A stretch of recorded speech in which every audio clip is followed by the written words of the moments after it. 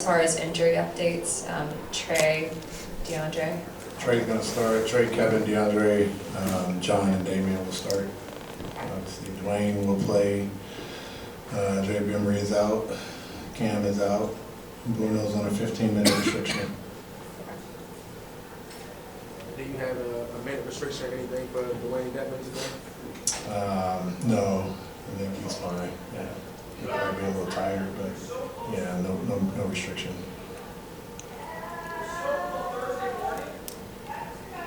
Coach, do you have any prior history with the three young men who have been recently acquired? Yeah, Dwayne was here last year. Okay.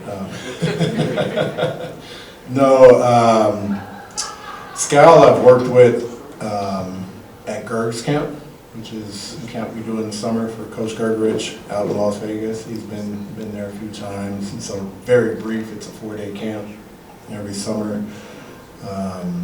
Clint, the only real time I've spent around him is in Africa, BW, Basketball Without Borders. We were in Johannesburg. I'm trying to count the years. I think it was 2016 or 2017. Actually, probably both years. I went back-to-back years, so both years of him being there, but didn't spend any, one-on-one time. And you're part of a big group there, so it's kind of it. Are you kind of anxious or excited to get the new guys on the floor, or are you taking things? Well, I have to take things. Both of Scal and Clint are dealing with injuries right now, and so I'm pretty sure Clint will be sooner than Scal, but not much I can do about that. I'm excited to have Dwayne on the court tonight. I think the guys are excited to have Dwayne back. We scripted and went through a lot of plays. Today, he's watched a lot of film in Boston and here, and what you miss and what you see and what you have and knowing Dwayne, we brought back a play we ran last year, and all I had to do was say it, and he still knew it. And some of the other guys didn't know it, which is pretty comical. I'm asking Brandon Goodwin to instruct Dwayne where to go, and Dwayne ended up telling Brandon where to go. So. You feel that. You feel those things, and those are the things that you can't really measure or talk about or explain, but that's what experience brings. And, I said it when we lost Dwayne and when we had Dwayne. Dwayne was important for me as a coach last year, not only as a stretch five, but you just have different options that you can use. More importantly, he understands those options, and he understands how to incorporate that and instruct and communicate that to other guys, and that's what we're excited to have back. Is it? Sorry, so you sort of just touched on that answer, but how do you expect Dwayne to fit in? What role do you expect him to play, especially as it pertains to John and his fit with Well, it's the same. Dwayne was versatile. A lot of plays in the pick and roll where we could space him, and a lot of plays in the pick and roll where we could have him be a rolling big. He doesn't bring the athleticism that John has, but he does have the intelligence to find the angles and the spots. But more importantly, as he instructed Brandon in a play, to use that same voice. Dwayne is loud. I'm sure he had some jokes and some comments in his press conference, but we need that. We encourage that, and I'm excited to have the personality. He always messes with me on the court. You're trying to call him into a blitz, and he's yelling something else just because. But he's, as he explains it, he just likes to have fun when he's playing. But I like that personality, and to have that personality on the court. He's been inconsistent with his minutes out in Sacramento, so who knows where he is physically, and trying to get his rhythm back. I'm not too worried about that. I think he's a vet. He's been around a while. He'll play his way into conditioning and finding where he can find his spots and be effective. Is it nice to know that the team is investing long term with some of the guys that they were active during the trade deadline to make you even better potentially down the road? Yeah, I've never doubted that. Travis has been extremely diligent in terms of making decisions that he thinks will help us, and sometimes the initial decision is not the one that you need to pay attention to. It's how you build your roster, and you have to go through asset collecting and movement to get to where you're ultimately trying to get. I've been through this in Philly, so I may be speaking. We drafted high. I was in the lottery every year. there's only 2 of those guys that are still standing, and you use some of those assets to acquire other things. And not every move is towards the end. Sometimes you have to think about, you know, where you're headed and what you need now, and sometimes it's long term. You know, Clint brings 3 or 4 more years on his contract, so there's a long-term benefit to what he brings us, and you know, that's why he's important. It's a positional need in addition to a long-term need. We understand what our young core has, and some of that short-term stuff, in a sense, is why Dewayne's important. We need a voice now, and we had that voice, and we love having him back. And so it's all, you know, I've always trusted what Travis has done. I've always trusted the decisions he's made. I've never looked at a decision and said, well, that's not going to help us long term. You know, they're all going to help us long term because there's so much that goes into it. There was a question asked a couple of days ago of, are you satisfied with the decisions at the trade deadline? I'll be satisfied when we win a championship. And everything up to that point is about us continuing to grow this organization on the court and off the court. And that's really, truly how I feel.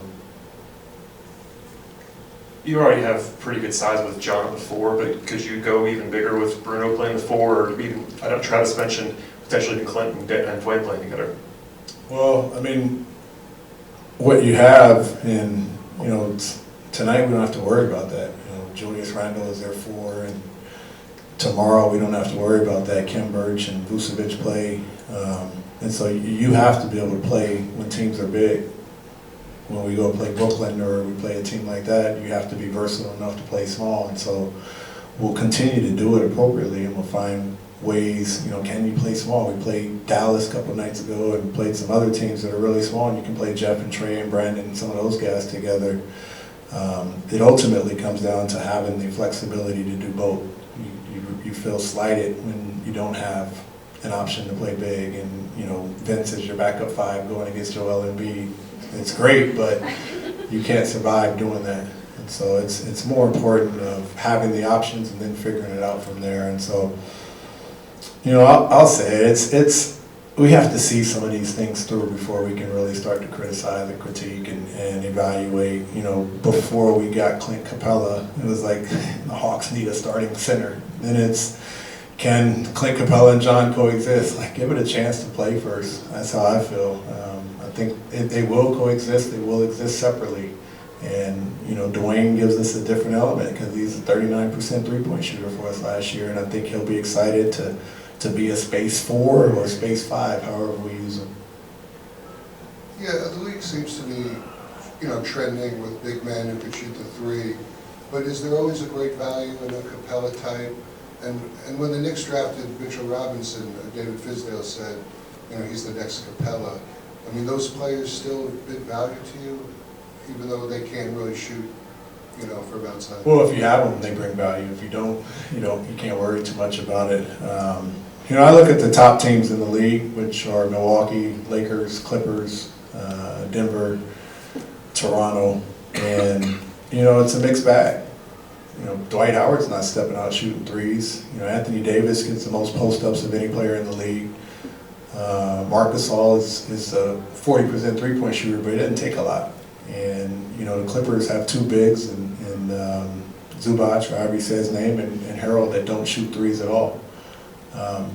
They're the best teams in the league. Brook Lopez does shoot threes. And so you have to play to your strengths. You have to be versatile. To say we have a stretch big and we can't post up, now it's like, you know, you're just perimeter oriented and that's all you do. You know, I think every team tries to have as much versatility as they can, whether it's a creating point guard. You know, they're telling Joel not to shoot so many threes and go to the post. I mean, it's all over the place. Everyone wants something until you don't have it. And then it just keep going back and forth. We have Clint, and I told Clint this, I said, you know, Dewayne is going to stretch and shoot threes. I want you to be Clint. I want you to be the only Clint Capela, which is, he said it right before I could finish, I'm a rim runner. He knows who he is, and that's what he is, and that's what we like. I think he's going to be special, just as John is in the pick and roll, because, you know, he talked about it. He said, John, he never sets screen. He gets behind the defense. He said, I like doing that as well. I said, well, you're going to have fun here with Trey and Kevin. So he knows who he is, whereas we don't have to make Dwayne that. I want Dwayne to set screens, and if they have to help, he can pick and pop. And now the big's down the floor. and he can stretch the floor by shooting threes. So they don't have to all be the same. And to have the options of different bigs and different players, they can be versatile, and we can be versatile. Coach, you mentioned being excited about the new additions and what they bring both on and off the court. What specifically off the court do you want to see from them as they develop this? Well, you know, instantly, again, we lived this in Philly. You know, we had Turkey, 2 guys from Turkey, 1 guy from Australia, 2 guys from Australia. We had Timothy Luau-Cabarrot from France, we had Ben from Australia, Joel from Cameroon. It's just a versatile locker room. You have different cultures and different experiences and different stories. I was reading up on Clint's story of, you know, growing up mainly in Switzerland. We talked about where he's from, and I spent some time in Germany, and I was an hour from Zurich, and he's from Geneva, and his family comes over, and you have Scout, who's from Haiti, in addition to Bruno, who's from Angola. So every story becomes different when you're on the road. And the guys, you know, we talk about character a lot. You learn more about each other, and you learn, you know, different things about more than just basketball. And so to have that in the locker room all the time and have conversations that are more than just basketball is extremely important. But you get that when you blend different people and different backgrounds and different upbringings. Hey NBA fans, Kelly McGill here. If you like that last video from Fanatics View on YouTube, be sure to subscribe down below for exclusive NBA content.